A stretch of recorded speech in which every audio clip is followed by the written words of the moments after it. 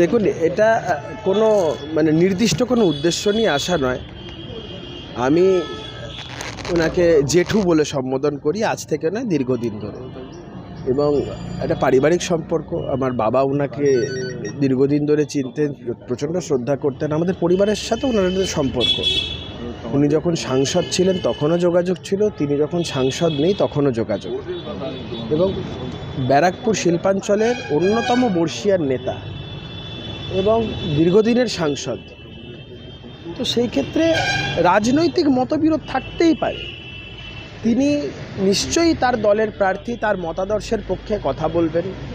আমি নিশ্চয়ই আমি আমার দল এবং আমার মতাদর্শের পক্ষে কথা বলবো, তার দলের বিরোধিতা করব। এটা খুব স্বাভাবিক বিষয়।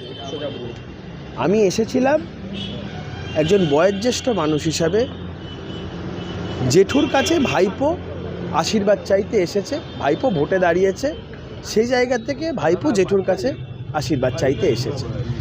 এর মধ্যে আপনি যদি ব্যক্তিগত স্তরে দেখেন, জেঠু পরামর্শ দিয়েছে ভালো করে কাজ করো, আরও উচ্চতা বাড়ুক দলে, প্রফেশনে, সব কিছুতে। রাজনৈতিকভাবে নিশ্চয়ই তিনি তো আমার দলের সদস্য নন, তিনি তো একটা বিরোধী রাজনৈতিক দল করেন এবং একটা বিরোধী মত পোষণ করেন, আমরা তো সম্মান করি। অটলজি একটা কথা বলতো না, যে মতভেদ হো সকতা হ্যায় লেকিন মনভেদ না হো। তো আমরা তো এই সুষ্ঠু রাজনীতিটাই চাই। দেখুন, উনিও নো ভোট টু তৃণমূলের কথা বলছেন, আমরাও নো ভোট টু তৃণমূলের কথা বলছি। আমরা বলছি এই সূত্রে আমরা এক।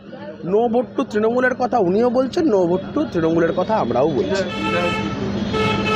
উনি সুস্থ থাকুন। কদিন আগে হাসপাতালে ভর্তি ছিলেন, আমি রেগুলার খোঁজ নিয়েছি। এবং এটা শুধু ভোট বলে নয়, আমি সবসময়তেই মাঝে মাঝে ওনাকে ফোন করি, শরীর কেমন আছে জানতে চাই।